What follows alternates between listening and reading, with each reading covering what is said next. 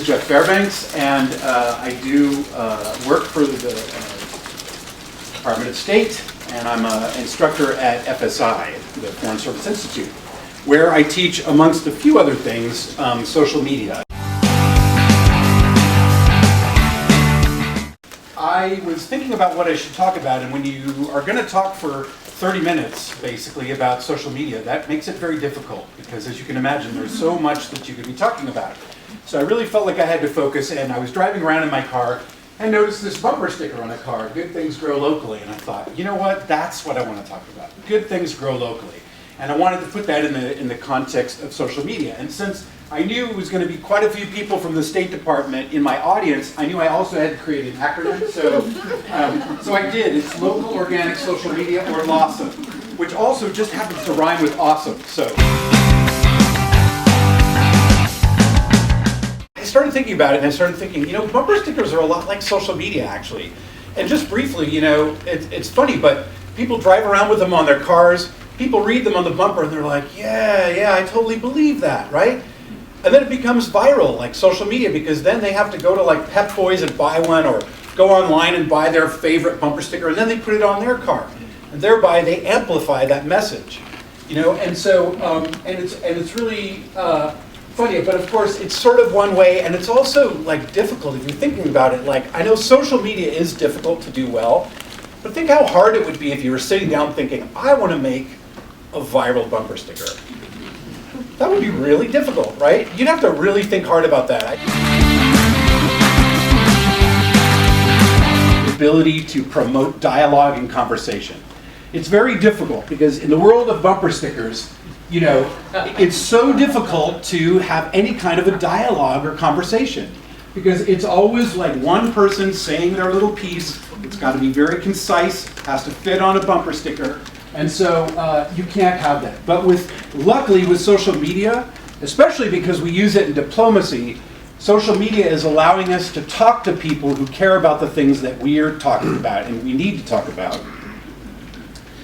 So just a little one slide about social media strategy. And this is just something because I want you to keep this in mind as I'm talking through some of the examples. Because what I'm really going to just do today is I'm going to show you some examples from just a little drop in the bucket of some of the fine social media that's going on in State Department. As part of my job at FSI, I really have the ability to look at a lot of it and to talk to people in my classes, and I learned so much from all these people who are doing these things. But I was talking to one of the editors of Quartz, which is an online media outlet. Don't know if you've seen it before. It's very nicely done. It's sort of like an online Wall Street Journal. And what he said to me is that they are kind of not interested in platforms anymore. Because they're putting all their articles out online, and they're sort of saying, we're really seeing the future past the world of Facebook. And where that lives is all in the topics that we're talking about and the stories that we're telling. It's already kind of the case right now, even with social media. But sophisticated people in media are already seeing that that's really the key to all this stuff, which is really interesting, and I train all the people in my classes to think that way. But, however, again, back to the dialogue part of this, the strategy at State Department that we teach, and that I'm just going to briefly touch on, is just the fact that social media is only good when there are audiences on social media that care about the things that you want to talk about. Otherwise, they're not going to look at what you're doing. They're not going to find what you're doing. Because it's all about them doing what they want to do online, when they want to do it, finding the things that they want to do. It's a very selfish thing in that way. But with certain kinds of content, we have found that we can promote dialogue amongst these people that care about these issues. And ultimately, we can get behaviors that we're looking for. Social media has proven to be very successful at getting people to do things that we want them to do.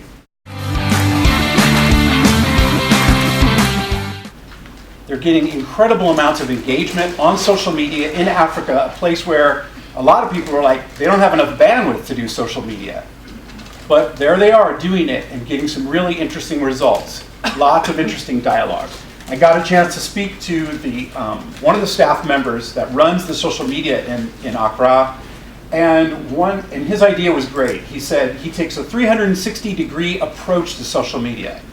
What that means is they try to use every platform that's out there now. And when new platforms come along, and when I say platform, I mean like Facebook, Twitter, Instagram, Flickr, et cetera, et cetera, et cetera. As new platforms come along, they try them out because they never know when audiences in their country are already going to be there doing something.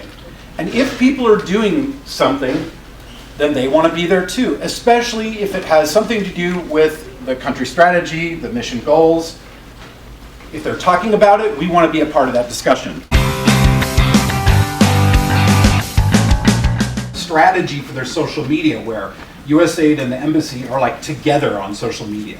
So anytime one does something, the other one, retweets it or posts it also, and they collaborate digitally. And so USAID had made a television series, and so what US Embassy Ghana did, which I think is pretty interesting, is they, as part of this question, this is a way for them to introduce the fact that, hey, you're interested in these topics, now go watch their TV show. So it's just kind of an awareness thing. So that it's not just our post, it's all these other people that have added, and sometimes the story goes off in a completely different direction than the original thing, and yet the original post keeps getting more and more engagement because of it. So that's literally where the dialogue and the conversation actually makes social media work. This one, you see, I think there must be a dedicated effort in explaining the role of Prez with its ministers, members of parliament, local assembly. So again, somebody who's talking about it in a relevant way, making comments that mean something to the original post, that also means something to the other people who are reading the dialogue. As you can imagine, because I'm sure that I'm not alone in this, where you're reading a conversation or a dialogue underneath an article or something, and they go off the rails and they're crazy. They have nothing to do with the post, nothing to do with what the person's talking about. That really kills people's interest. But something like this, where they're actually adding to the discussion, adding to the conversation, will bring more people in. Plus, and this, social media marketers tell me this all the time, people want to reply, and they want to reply in a relevant way because they're hoping that they'll get responded to by either the embassy or the other people in the thread. So it becomes really like community. And we talk about it, we throw out that word, but it really is true when it's done right. That is one of the biggest challenges, is the resources necessary for us to be an actual active part of those conversations. And they have to. I mean, because if you don't, you really miss out on the dialogue and conversation that could happen otherwise. 360-degree strategy. Here they are on Twitter.